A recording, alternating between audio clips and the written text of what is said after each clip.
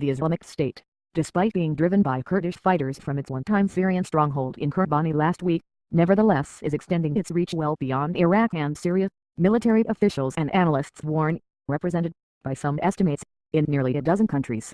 Lieutenant General Vincent Stewart, director of the Defense Intelligence Agency, delivered a grim assessment earlier this week in testimony to the House Armed Services Committee, as he described how the group was surfacing in North Africa. With affiliates in Algeria, Egypt, Libya, the group is beginning to assemble a growing international footprint that includes ungoverned and undergoverned areas, Stewart said. ISIS continues to hold a wide swath of territory, bigger than the state of Pennsylvania, in its home base spanning parts of Iraq and Syria, propped up by more than 20,000 foreign fighters from at least 36 countries. But the terror network's tentacles, as Stewart indicated, are creeping into other nations, largely those with fragile governments. ISIS, like Al-Qaeda, has thrived in the failed states where there is a vacuum of power, said James Phillips, Middle East Senior Research Fellow with the Heritage Foundation.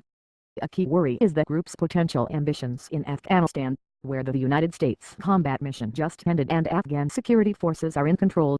Defense Secretary nominee Ashton Carter, who had his confirmation hearing Wednesday, told Congress he is aware of reports that ISIS may try to expand into Afghanistan, and vowed to work with coalition partners to stop the group. He said he would consider changing plans for withdrawing the remaining 10,600 United States troops from Afghanistan by the end of 2016 if security conditions further deteriorate. The Islamic State's ambitions do not stop at Afghanistan, the so-called graveyard of empires.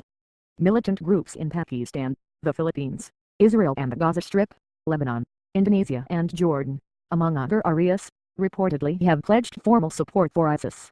New York Magazine, in a recent report, wrote, "Think of them as ISIS's self-appointed foreign bases." It's impossible to know precisely how many members are involved in these groups, but analysts say the biggest groups generally are still affiliated with Al-Qaeda, while others are starting to stand with ISIS and execute attacks. An ISIS-tied group in Egypt, for instance, claimed responsibility for a series of coordinated attacks on January 30 that killed at least a dozen security officers in Rested Sinai. The Caliphate Soldiers group in Algeria, which pledged loyalty to ISIS in September, kidnapped and beheaded a French tourist the same month. Terrorists posted the video of the beheading, saying it was in response to French airstrikes in Iraq. Algerian special forces killed the terror leader late last year, which analysts say dealt a morale blow to the small group. In Libya, the Islamic State's Tripoli province took credit for a hotel attack on February 1 which killed 9 people, including an American. Published reports tie other groups to ISIS including the Jund al-Militant group and the Tehrik-i-Talibat groups in Pakistan, the Philippines' Abu Sayyaf group, Sinai province in Egypt, Lebanon's the Free Sunnis of Baalbek Brigade, Indonesia's Jamaat Ansharut Tawhid, and Sons of the Call for Tawhid and Jihad in Jordan. The Heritage Foundation's Phillips said it's not just groups like these that have declared loyalty. There are an unknown number of self-radicalized militants in many different countries that may self-identify with ISIS and carry out lone wolf terrorist attacks in its name, without necessarily being members of the group, he said. He cited the hostage crisis in Sydney, Australia, last December as an example.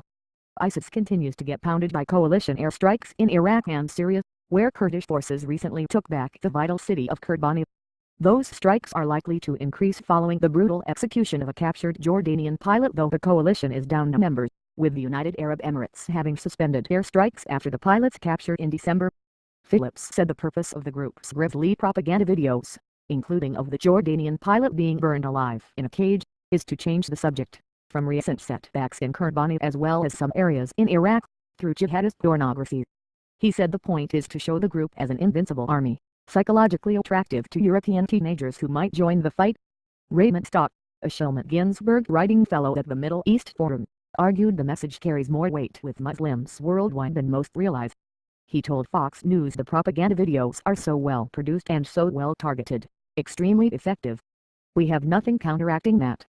Stock, who spent 20 years living in Egypt, sees the group's ambitions as limitless and argues it is a mistake to believe the Islamic State is an organization seeking to control limited territory. He also suggested Al-Qaeda and ISIS are not necessarily direct competitors. He cited an Arabic proverb, which he translates as, "Me and my brother against my cousin, me and my cousin against the outsider." In Wednesday's Senate Armed Services Committee confirmation hearing for Defense Secretary, Senator John McCain, our Arizona, pressed Carter on the need to have a strategy against ISIS. "I believe I understand our strategy at this time," Carter explained. I also have the intention, again if confirmed, to make it my first priority to go there, to talk to our military leaders there, to confer with you. I think the strategy connects ends and means, and our ends with respect to ISIL needs to be its lasting defeat." McCain retorted, "Well, it doesn't sound like a strategy to me, but maybe we can flesh out your goals